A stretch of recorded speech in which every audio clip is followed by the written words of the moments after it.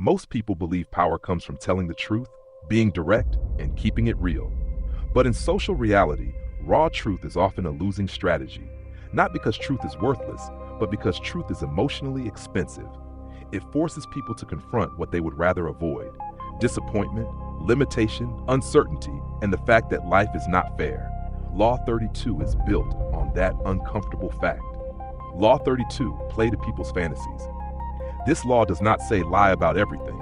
It says something more precise. People are drawn to whatever makes life feel less harsh. They want relief. They want hope. They want romance. They want meaning. They want a story that feels better than the plain truth. And whoever can provide that, whoever can manufacture romance, conjure fantasy, and make the world feel lighter, often gains influence over the crowd. The premise is simple. The truth is often avoided because it is ugly and unpleasant. If you appeal too bluntly to truth and reality, you can trigger anger, because disenchantment feels like theft. You didn't just tell someone facts. You took away the story they were living inside. That's why Law 32 compares fantasy makers to an oasis in the desert. When life feels dry, exhausting, and disappointing, people run toward whatever feels refreshing. So the law is not really about deception. It's about understanding a fundamental pattern. Human beings don't only chase what is real, they chase what feels good to believe. Why fantasy has power? Fantasy has power because it solves problems the truth can't solve quickly. Truth often demands effort. Work harder. Be patient. You're not ready yet. It's going to take years. Fantasy offers instant emotional reward. You're special. You're chosen. You're one move away. You deserve it. It's already yours. That emotional reward is addictive, and the person who supplies it becomes valuable, even if the fantasy isn't logically sound. This is why crowds follow symbols more than they follow spreadsheets. It's why people buy hope more easily than they buy realism. Fantasy gives people something truth often refuses to give: a sense of destiny. And destiny is one of the strongest drugs in human behavior. The key mechanism, disenchantment, creates anger. Law 32 includes a warning: never appeal to truth and reality unless you're prepared for the anger that comes from disenchantment. This matters because people don't always interpret truth as help. They interpret it as humiliation, rejection, or attack. If someone believes they're headed for a dream, and you tell them the dream is unlikely, you may think you're being responsible. But emotionally, you just became the enemy. You didn't just provide information, you shattered a coping mechanism. So the law teaches a social rule. When you destroy someone's fantasy, you inherit their frustration. That's why playing to fantasies can be safer than confronting reality, especially when dealing with crowds, customers, audiences, or anyone whose decisions are emotionally driven. Honey, not vinegar. Another way to summarize this law is a phrase that has existed forever. You attract more with honey than vinegar. Vinegar represents blunt reality, harshness, criticism, and cold logic. Honey represents pleasant framing, emotional reward, and a story people want to participate in. This is not about becoming fake. It's about understanding that presentation is power. The same reality can be packaged two ways. One way causes resistance. The other way creates cooperation. Law 32 is about choosing the packaging that produces influence. Roles are fantasies.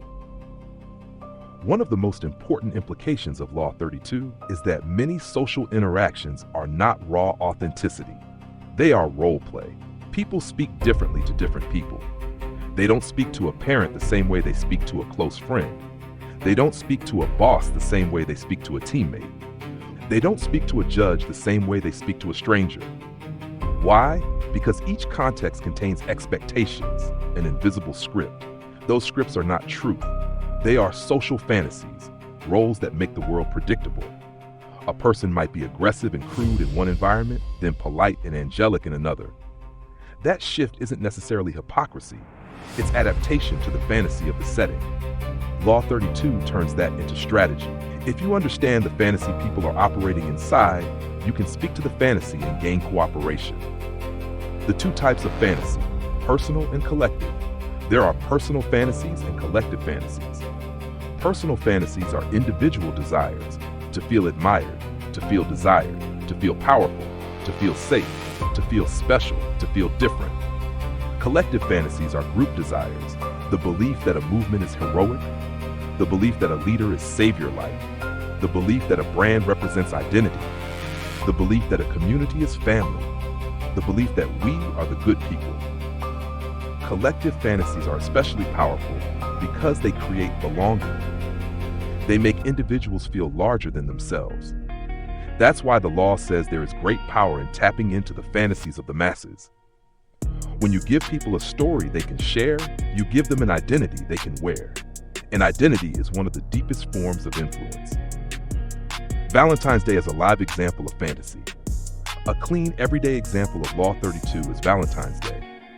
Valentine's Day is not primarily about objective reality. It's about romance, symbolic gestures, curated emotion, and a temporary story where love is elevated above routine life. People buy flowers that will die. They buy cards with scripted words. They plan perfect moments. The point isn't practicality, it's participation in a fantasy. And even outside dating, the dynamic is the same. Special outfits, special behavior, special tone, special expectations. For many, it becomes a ritual of this is what love looks like. The fantasy itself has value because it changes how people feel, at least temporarily. Law 32 is not saying this is good or bad. It's saying this is how humans work. And the person who can create that feeling often gains power. The ethical reality. This law can be used for good or for control. Law 32 is dangerous because it can be used in two directions. It can be used for good, to motivate people, to inspire hope, to reduce fear, to create morale, to build confidence, to help people take action when they're stuck.